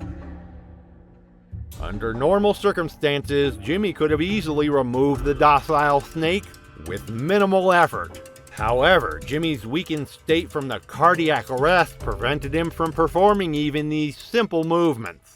The combination of the heart attack and the snake's natural constricting response created a deadly situation that neither Jimmy nor the python could have anticipated. Jimmy's assistant found him 3 hours later when arriving for the morning shift. The snake was still wrapped around him, not from aggression but from defensive instinct triggered by Jimmy's medical emergency. Despite immediate medical attention, the combination of cardiac distress and restricted breathing had proven fatal. The incident led to new recommendations for buddy systems in reptile facilities and highlighted the importance of having immediate backup when working with any constricting species, regardless of temperament. The tragedy demonstrated that even the most docile snakes could become inadvertently dangerous when their handlers experience medical emergencies. August 11, 2015 brought scorching heat to Tucson, Arizona, with temperatures soaring past 110 degrees by mid-afternoon. The desert sun beat down mercilessly, making the climate-controlled research facility a welcome refuge from the brutal heat outside. Dr. Patricia Pat Williams was conducting routine maintenance at her private research facility, grateful for the air conditioning that kept her workspace at a comfortable temperature while the desert baked outside. At 45, Dr. Williams held a PhD in herpetology and operated a licensed facility that bred native venomous snakes for educational purposes. She had been working with venomous species for 15 years and was considered an expert on southwestern reptiles. She had been bitten twice before during her career, both times by copperheads, with minimal effects beyond standard localized symptoms. These previous incidents had followed typical patterns for copperhead envenomation: localized pain, swelling, and tissue damage that resolved with appropriate medical treatment. Her experience with these bites had given her confidence in her ability to handle copperhead encounters. At 2:15 p.m., while cleaning a copperhead enclosure, Pat was working with one of North America's most common venomous snakes. Copperheads are medium-sized pit vipers, typically growing 2 to 3 feet in length, with distinctive hourglass-shaped crossbands across their copper-colored bodies that provide excellent camouflage in their natural leaf litter habitat. They're found throughout the eastern United States and are responsible for more venomous snake bites than any other North American species, primarily because of their wide distribution and tendency to freeze when threatened rather than flee. The copperhead's defensive strategy is based on camouflage rather than aggression.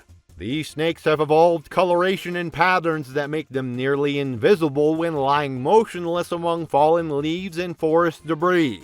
When threatened, copperheads typically remain perfectly still, relying on their camouflage to avoid detection. Copperhead venom is considered relatively mild compared to other pit vipers like rattlesnakes or cottonmouths. Their venom is primarily hemotoxic, containing enzymes that break down blood cells and tissue, causing localized damage, swelling, and pain. However, fatalities from copperhead bites are extremely rare in healthy adults, with most bites resulting in localized symptoms that resolve with proper medical treatment. The species is also known for dry bites, Defensive strikes where little or no venom is injected, which occur in approximately 25% of copperhead encounters. These snakes are ambush predators that rely on their excellent camouflage to remain hidden while waiting for prey. Their heat-sensing pit organs can detect warm-blooded animals from several feet away, allowing them to strike with remarkable accuracy even in complete darkness. Copperheads are generally docile and prefer to remain motionless when humans approach, relying on their camouflage rather than aggressive behavior. They typically strike only when directly threatened, stepped on, or handled. And even then, many strikes are defensive warnings rather than serious attempts to inject venom. Pat was bitten on the hand when she momentarily lost focus during a phone call with a colleague about an upcoming research project. The copperhead's defensive strike was typical for the species, a quick bite and immediate release, more of a warning than a serious attack. The bite itself seemed almost insignificant at first, 2 small puncture wounds that barely bled, typical of a copperhead's relatively small fangs. However, this bite triggered an unprecedented reaction that Dr. Williams had never experienced before. Within minutes of the bite, she began experiencing symptoms that had nothing to do with the snake's venom. Her throat began to tighten, her breathing became labored, and hives erupted across her skin in a pattern consistent with severe allergic reaction. Years of exposure to snake proteins through handling, feeding, and research activities had sensitized her immune system without her knowledge. The allergic reaction developed with terrifying speed, overwhelming her body's normal responses to the relatively mild copperhead venom. Her airways began to close as histamines flooded her system, while her blood pressure dropped precipitously as her cardiovascular system went into shock. The familiar symptoms of copperhead envenomation were completely overshadowed by the life-threatening allergic response. Dr. Williams recognized the signs of anaphylaxis immediately and managed to administer her EpiPen while calling 911. Her scientific training allowed her to understand what was happening to her body. But the dual crisis of envenomation and allergic reaction created a medical emergency that went far beyond standard treatment protocols. The copperhead's venom, while mild by pit viper standards, began causing tissue damage and localized bleeding at the bite site. Simultaneously, the allergic reaction attacked her respiratory and cardiovascular systems, creating a cascade of complications that her body couldn't manage. Her airways continued to constrict despite the epinephrine, while the venom's anticoagulant properties interfered with her body's ability to clot properly. Dr. Williams died en route to the hospital, becoming the first documented case of fatal anaphylaxis triggered by a copperhead envenomation. Her death shocked the herpetological community and led to new recommendations for allergy testing among long-term reptile handlers. The tragedy revealed that even experienced professionals could develop hidden sensitivities to the animals they'd worked with safely for years. December 3rd, 2013 brought the worst ice storm in decades to the mountains of North Carolina, with freezing rain coating everything in a treacherous layer of ice. By evening, temperatures had plummeted to well below freezing, and the rural areas around Asheville were locked in a crystalline grip that snapped power lines and left thousands without electricity. Snake Steve Morrison was dealing with the severe power outage at his rural breeding facility, watching nervously as the temperature continued to drop, and his backup heating system strained against the bitter cold. At 52, Steve had been breeding native venomous species for 22 years, supplying educational institutions and zoos throughout the Southeast with specimens for research and educational programs. He was considered an expert on southeastern venomous snakes and lived alone on his remote mountain property. Steve had invested heavily in backup systems to protect his animals during emergencies, understanding the critical nature of maintaining proper temperatures for his cold-blooded charges. His facility included backup generators, battery-powered heating systems, and emergency protocols designed to keep his animals alive during power outages and other emergencies. During the ice storm that knocked out power, Steve brought a small generator into his attached garage to power essential heating systems for his snakes.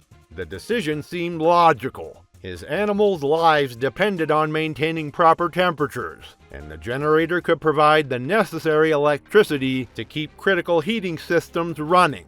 However, Steve underestimated the ventilation requirements for safe generator operation in an enclosed space.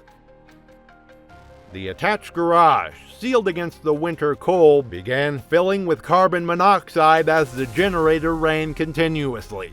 The colorless, odorless gas accumulated steadily as Steve worked frantically to maintain his animals' life support systems, unaware that he was slowly poisoning himself with each breath.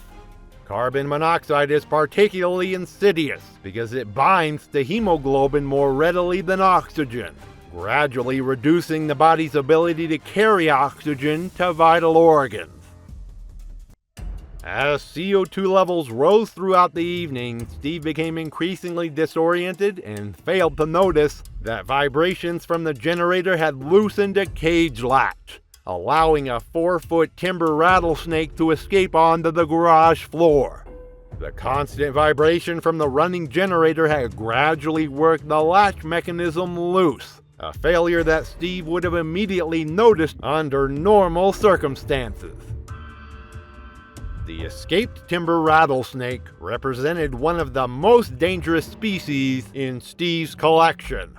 Also known as the canebrake rattlesnake in some regions, timber rattlesnakes are among the most formidable venomous snakes in North America.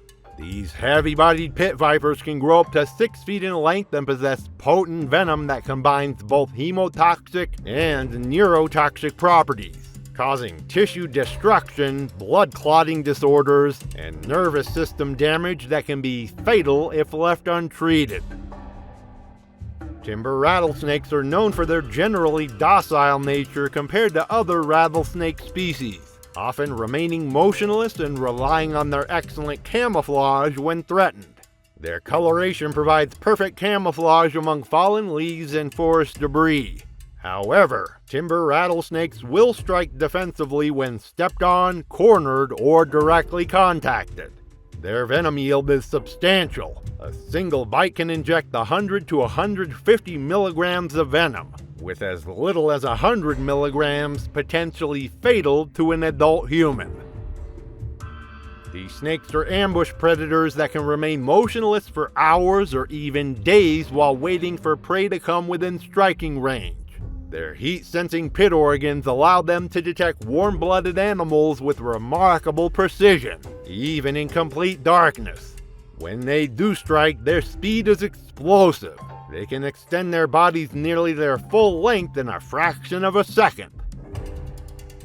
In his severely impaired state from carbon monoxide poisoning, Steve didn't see the snake coiled on the floor near his workbench and stepped directly onto it while checking equipment connections. The timber rattlesnake's response was purely defensive, a quick strike to the perceived threat followed by an immediate retreat to a defensive coil. The bite delivered a substantial dose of venom into Steve's ankle, penetrating deep into the tissue and immediately beginning the process of tissue destruction and systemic toxicity. Under normal circumstances, Steve would have immediately recognized the severity of the situation and implemented his well-rehearsed emergency protocols. However, the carbon monoxide poisoning had severely impaired his cognitive function, preventing him from thinking clearly about the protocols he had followed successfully over 2 decades. Steve became confused about the bite's significance and delayed calling for help. The combination of carbon monoxide poisoning and timber rattlesnake envenomation created a deadly synergy that attacked multiple organ systems simultaneously. The CO2 prevented his blood from carrying oxygen effectively, while the snake's venom caused additional respiratory depression and cardiac complications. Steve lost consciousness sometime after midnight, never realizing that his emergency solution had become his death trap. Emergency responders found him the next morning after neighbors reported concerns about generator exhaust visible from his property. The timber rattlesnake was discovered coiled peacefully in a corner of the garage, having returned to its preferred hiding behavior after the defensive strike. The incident led to mandatory carbon monoxide detector requirements for backup power systems in reptile facilities, and served as a sobering reminder that even emergency situations can create cascading failures that turn life-saving equipment into deadly hazards. Steve's death demonstrated how emergency situations can impair judgment and create dangerous conditions that experienced professionals might not anticipate. Thanks for watching. Want to watch more? Click on your screen now.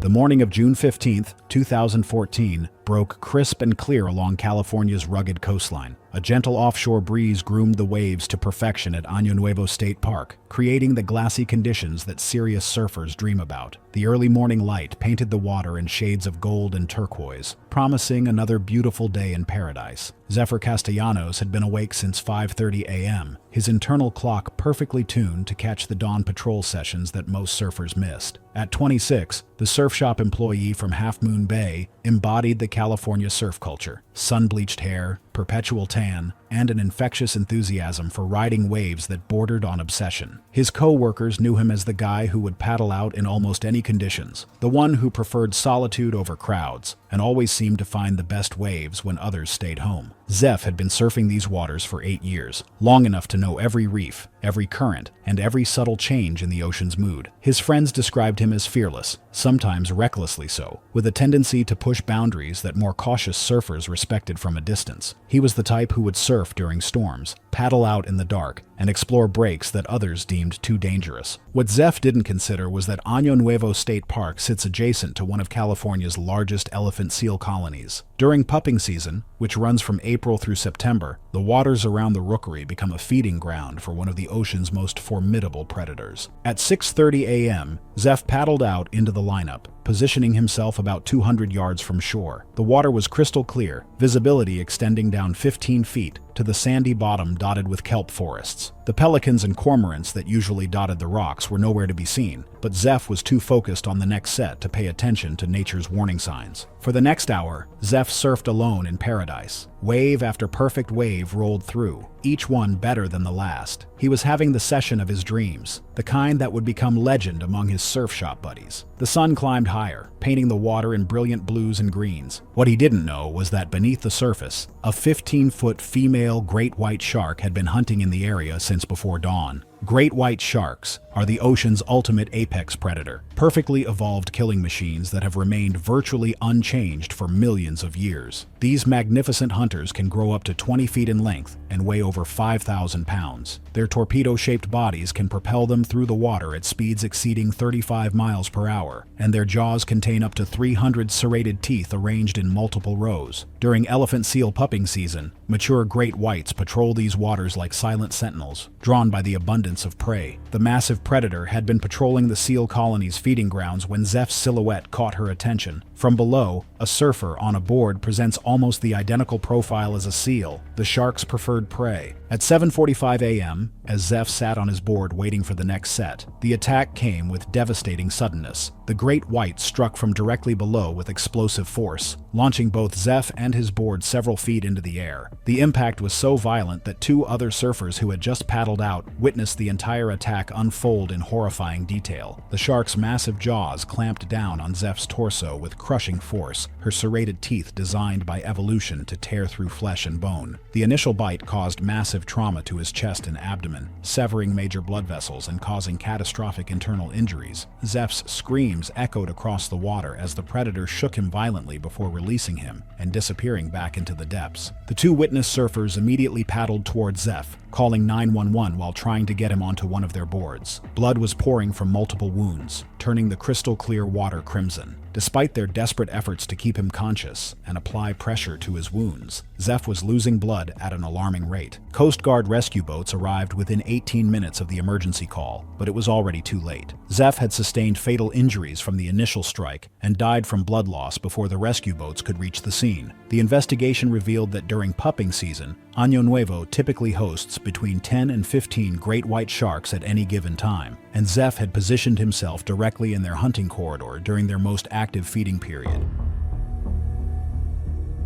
August 22, 2015, dawned hot and humid in South Florida. The morning sun beat down mercilessly on the concrete docks of Port Everglades, where the air shimmered with heat waves rising from the pavement. By 2 p.m., the temperature had climbed to 94 degrees, and the incoming tide was beginning to push warmer water from the Atlantic into the harbor's maze of channels and marina slips. Orion Blackwater wiped the sweat from his forehead as he loaded his diving gear into the back of his pickup truck. At 29, he had built a reputation as one of South Florida's most reliable commercial divers. The guy boat owners called when they needed hull cleaning, prop repairs, or underwater maintenance in conditions that made other divers think twice. His weathered hands and sun-damaged skin told the story of 5 years spent working beneath the surface in some of the most challenging aquatic environments on the East Coast. Orion's friends knew him as a risk-taker who thrived on difficult jobs that others wouldn't touch. He was the diver who would work in zero-visibility water, navigate around massive ship propellers, and clean hulls in harbors where most professionals refused to enter. That afternoon, Orion received a last-minute call from the captain of a sport fishing charter that had just returned from a successful trip. The boat's hull was covered in marine growth affecting performance, and they needed the cleaning done immediately for another charter departing the next morning. The job paid double the usual rate for rush work, money that Orion couldn't afford to turn down. Despite the warning signs, the murky harbor water, the incoming tide, and the fish blood and scraps still floating around the boat from the recent charter, Orion decided to take the job.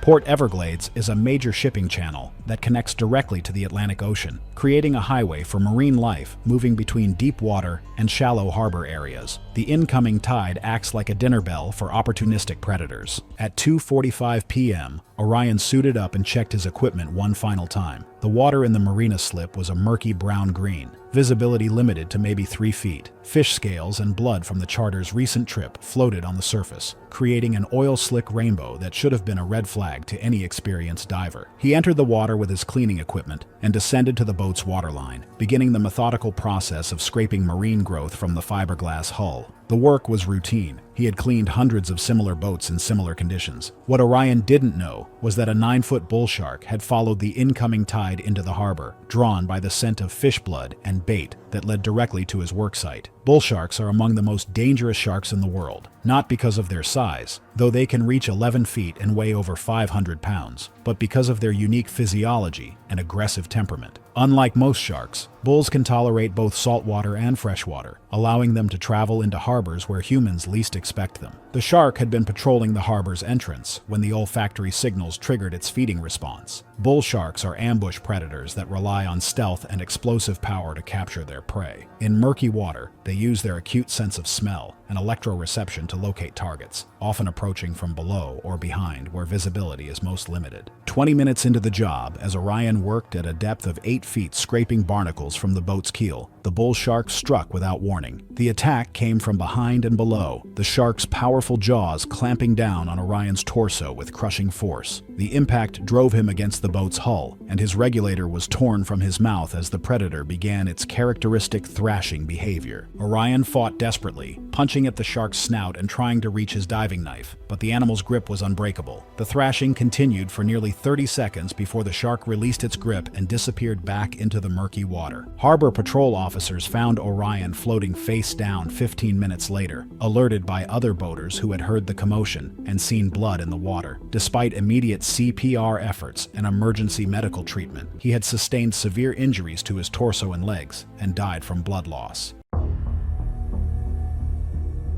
October 12, 2016, brought perfect conditions to Oahu's legendary North Shore. The trade winds had died down to a gentle whisper, leaving the ocean surface like polished glass that reflected the brilliant blue Hawaiian sky. As afternoon melted into evening, the sun began its descent toward the horizon, painting the water in shades of gold and amber. Dex Thornfield prepared his research equipment on the deck of the university's 28-foot research vessel. At 25, the marine biology graduate student from the University of Hawaii embodied the perfect blend of academic rigor and island lifestyle. His sun-streaked brown hair and easy smile masked an intense dedication to his research that had impressed his professors and earned him a coveted spot in the university's shark behavior program. That evening, Dex was conducting his final data collection dive for a chapter on tiger shark crepuscular behavior, their tendency to become more active during dawn and dusk periods. The dive site off Halewa was perfect for his research, a shallow reef system in 20 feet of water where tiger sharks regularly appeared during evening hours. Tiger sharks are among the ocean's most formidable predators, capable of growing up to 18 feet in length and weighing over 2,000 pounds. Their distinctive striped pattern gives them their name, but it's their incredibly diverse diet and powerful jaws that make them truly remarkable. Tiger sharks are often called the wastebaskets of the sea because they'll eat almost anything: fish, seals, turtles, birds, and even garbage. At 6:20 p.m., as the sun hung low on the horizon, casting long shadows across the reef, Dex descended into the crystal-clear water. Visibility was excellent, nearly 80 feet, allowing him to observe the reef's ecosystem in stunning detail. He had been diving alone, a decision that violated standard safety protocols, but was sometimes necessary for behavioral research where multiple divers might alter shark behavior patterns. For the first 20 minutes, the dive proceeded exactly as planned. Dex observed the typical evening transition as diurnal fish species sought shelter in the reef, while nocturnal hunters began to emerge. At 6:40 p.m., as twilight deepened, Dex noticed a large shadow moving along the reef's edge. His pulse quickened with excitement as he recognized the distinctive silhouette of a mature tiger shark, exactly what he had been hoping to observe. The shark was magnificent, approximately 11 feet in length, with the characteristic broad head and powerful build of a mature female. Her distinctive tiger stripes were clearly visible in the fading light, and she moved with the confident, unhurried pace of an apex predator, surveying her territory. Dex began documenting the shark's movement patterns, noting her methodical search behavior as she investigated crevices and overhangs where prey might be hiding. During twilight hours, this investigative behavior becomes more pronounced as they actively hunt for diverse prey species. The shark's behavior initially followed the patterns Dex had observed in previous encounters: systematic hunting movements, occasional pauses to investigate interesting scents or vibrations, and the characteristic head-swaying motion that helps them pinpoint prey locations. But as the light continued to fade and the shark's hunting instincts became more pronounced, her behavior began to change. She started moving more directly, her swimming pattern becoming less exploratory and more purposeful. What Dex didn't realize was that he had become the focus of her attention,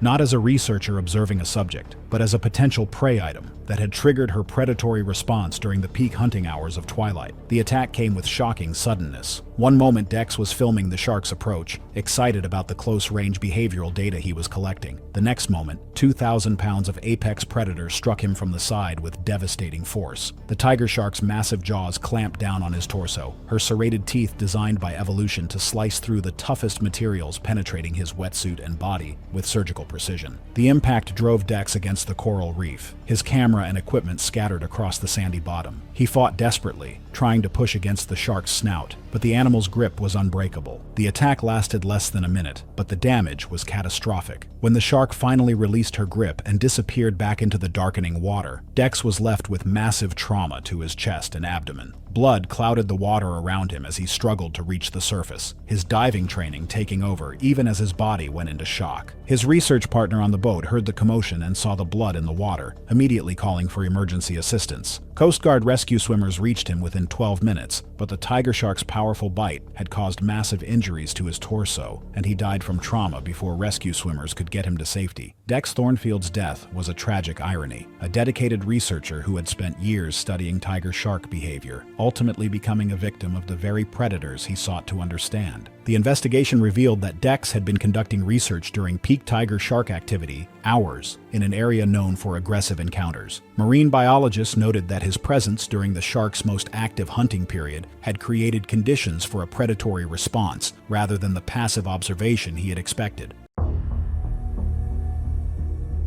March 18, 2017 dawned with the kind of perfect conditions that underwater photographers dream about. 45 miles southeast of Key West, the Gulf Stream's crystal-clear blue water stretched endlessly toward the horizon, its surface barely disturbed by the gentlest of swells. The sun blazed overhead in a cloudless sky, sending shafts of brilliant light deep into the water column. Phoenix Waverly adjusted his camera housing as he prepared for what he hoped would be the dive of his career. At 32, the freelance underwater photographer had built an impressive portfolio shooting for diving magazines and National Geographic submissions, but he had never captured the images that would truly establish his reputation in the competitive world of marine photography. His sun-weathered face and calloused hands told the story of 6 years spent chasing the perfect shot in some of the world's most challenging underwater environments. That morning, Phoenix had chartered a boat to take him to coordinates where oceanic white-tip sharks had been reported. These magnificent predators were exactly what he needed for his latest project, a photo essay on open ocean apex predators for a major diving publication. The dive site was perfect. Deep blue water with excellent visibility extending over 150 feet in every direction, with the bottom at over 2,000 feet below. At 1:30 p.m., Phoenix entered the water with his camera equipment and a mesh bag containing frozen mackerel and sardines. The water temperature was a perfect 78 degrees, and the visibility was so clear that he could see the boat's anchor line disappearing into the blue depths below. The first oceanic white-tip appeared within minutes, materializing out of the blue like a ghost. Phoenix's heart raced with excitement as he recognized the distinctive white-tipped fins and stocky build of a mature male, probably 10 feet in length. Unlike coastal shark species that might be cautious around humans, oceanic white-tips are known for their fearless curiosity and tendency to investigate anything that enters their domain. They're often called the sea dogs because of their persistent, almost aggressive approach to potential food sources. The shark approached with the characteristic bold confidence of its species, circling Phoenix at a distance of about 20 feet while sizing up this new addition to its territory. Phoenix began photographing immediately, capturing the shark's graceful movements as it patrolled the water column. To attract the shark closer for more intimate portraits, Phoenix opened his bait bag and released a small amount of fish blood and oil into the water. The effect was immediate and dramatic. The oceanic white-tip's behavior changed instantly, its movements becoming more direct and purposeful as its feeding instincts were triggered by the scent of prey. Within minutes, 2 more oceanic white-tips appeared, drawn by the chemical signals dispersing through the water. Phoenix found himself surrounded by 3 magnificent predators, each one larger and more impressive than the last. For nearly an hour, Phoenix captured incredible images as the sharks investigated the bait and circled his position. But as the bait continued to disperse through the water and more sharks arrived, the situation began to change. The oceanic white-tips were becoming increasingly excited, their movements more erratic and aggressive as their feeding response intensified. Phoenix, focused on capturing the perfect shot, didn't immediately recognize the warning signs. When he finally decided it was time to surface, he discovered that the situation had become far more complex than he had anticipated. As Phoenix began his ascent toward the surface, the largest female oceanic white-tip intercepted his path, her behavior now clearly aggressive rather than merely curious. The shark had been stimulated into feeding mode by the bait, and Phoenix's movements triggered her predatory response. The attack came as Phoenix reached a depth of 30 feet, still 200 yards from the dive boat. The female oceanic white-tip struck from below with devastating force, her powerful jaws clamping down on his torso. The impact drove him deeper into the water, his regulator torn from his mouth as the shark began the characteristic thrashing behavior that oceanic white-tips use to disorient and weaken their prey. Phoenix fought desperately, striking at the shark's snout and trying to reach his diving knife, but the animal's grip was unbreakable. The attack continued for nearly a minute before the shark released its grip, only to be replaced by one of the other white-tips that had been circling nearby.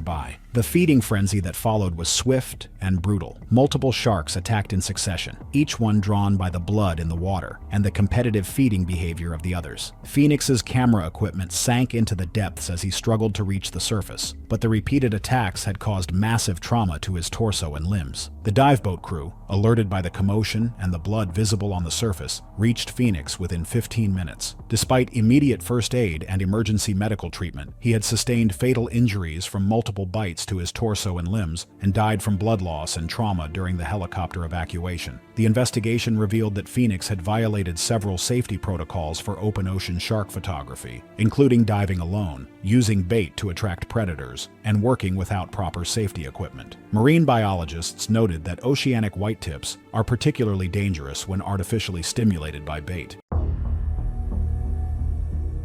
July 15th, 2013 brought perfect diving conditions to the waters off Cape Cod, Massachusetts. The summer sun blazed overhead in a cloudless sky, and the Atlantic Ocean stretched endlessly toward the horizon in shades of deep blue and green. A gentle southwest breeze created just enough surface chop to keep the water oxygenated, while underwater visibility extended to an impressive 40 feet. Captain Reef, Sharky Maddox, wiped the salt spray from his weathered face as he positioned his salvage vessel over the GPS coordinates he had marked 3 days earlier. At 35, Reef embodied everything that made New England commercial divers legendary: tough, resourceful, and willing to tackle jobs that others considered too dangerous or unprofitable. His nickname, Sharky, had been earned not from any encounters with predators, but from his aggressive business tactics and his ability to smell opportunity in the water, like a shark detecting blood. Reef had built his marine salvage company from nothing over 12 years of commercial diving experience. He had recovered everything from sunken yachts to lost fishing gear, building a reputation as the guy who could find and retrieve anything that ended up on the ocean floor. His clients knew him as reliable and fearless, the type who would dive in storms, work in zero visibility, and tackle recoveries that insurance companies had written off as impossible. That morning, Reef was preparing for what should have been a routine salvage operation. 3 days earlier, a 42-foot sport fishing vessel had sunk during a sudden squall while returning from a successful charter trip. The boat had gone down in 35 feet of water, with valuable electronics and fishing equipment still aboard. The job was particularly attractive because the boat had been carrying high-end fishing gear worth over $50,000, and Reef's contract included a percentage of the recovered value. The vessel had been targeting bluefin tuna and had been using large quantities of bait fish to attract the massive predators. When the boat sank, all of that bait had gone down with it, creating an underwater buffet that would attract scavengers and predators for weeks. What made this salvage particularly dangerous was the timing and location. July marks the peak of summer feeding season off Cape Cod, when the waters become a highway for migrating fish species and the predators that follow them. At 10:30 a.m., Reef suited up in his commercial diving gear and performed his final equipment checks. The water temperature was a comfortable 68 degrees, and the gentle current would make navigation around the wreck relatively easy. He entered the water with his cutting tools and recovery bags, descending along the anchor line toward the sunken vessel. The visibility was excellent, allowing him to see the entire wreck as he approached. Schools of bait fish had already discovered the boat, attracted by the decomposing bait and fish scraps that continued to leak from the vessel's fish boxes and bait wells. The wreck presented a surreal underwater scene, with fishing rods still in their holders and tackle boxes visible through the cabin windows. Reef began his systematic recovery process, starting with the most valuable items in the boat's cabin. The work was routine. He had performed similar recoveries dozens of times. He used his cutting tools to access locked compartments and carefully bagged electronics and personal items for transport to the surface. What Reef didn't know was that an 8-foot short-fin mako shark had been attracted to the wreck site by the scent trail of decomposing bait. Short-fin mako sharks are the Formula One cars of the shark world, capable of reaching speeds exceeding 45 miles per hour and making spectacular leaps up to 20 feet out of the water. These magnificent predators can grow up to 12 feet in length and weigh over 1,000 pounds, with a torpedo-shaped body perfectly designed for high-speed pursuit of prey. Makos are known for their incredible intelligence and occasional aggressive behavior, particularly around fishing vessels where bait and blood in the water can trigger their feeding response. The predator had been following the tuna migration when the chemical signals from the sunken vessel triggered its investigative response. Makos are known for their curiosity about unusual objects, and the combination of a large artificial structure and abundant food sense made the wreck irresistible to the shark's predatory instincts. 45 minutes into the dive, as Reef worked inside the boat's cabin recovering electronics, the mako shark arrived at the wreck site. The predator approached with the lightning-fast movements characteristic of its species, covering the distance from the edge of visibility to the wreck in seconds. The attack came with devastating suddenness and incredible speed. One moment, Reef was focused on removing equipment from the boat's console. The next moment, 800 pounds of apex predator struck him with the force of a torpedo. The mako's powerful jaws clamped down on his torso, the shark's grip-designed teeth penetrating his wetsuit and body with crushing force. The impact drove Reef against the boat's cabin wall, his equipment scattered across the wreck site. The mako's attack was characterized by the explosive speed and power that makes these sharks so formidable. There was no warning, no opportunity to defend himself, and no chance to escape once the predator had committed to its strike. The attack lasted less than 2 minutes, but the damage was catastrophic. When the Mako finally released its grip and disappeared back into the blue water, Reef was left with injuries that were immediately life-threatening. His surface support crew heard the commotion through his communication system and immediately began emergency ascent procedures. Despite their rapid response and immediate first aid efforts, Reef had sustained massive internal injuries from the Mako's powerful bite. The shark's teeth had penetrated major blood vessels and organs, causing internal bleeding that was beyond field treatment. He lost consciousness during the emergency ascent and died from massive trauma before being brought to the surface. His final moments were spent not as a master of his underwater domain, but as a victim of nature's most perfectly designed killing machine. The investigation revealed that Mako sharks were known to frequent the area during summer months, following the tuna migration. Marine biologists noted that the sunken boat's decomposing bait had created conditions that would naturally attract predators,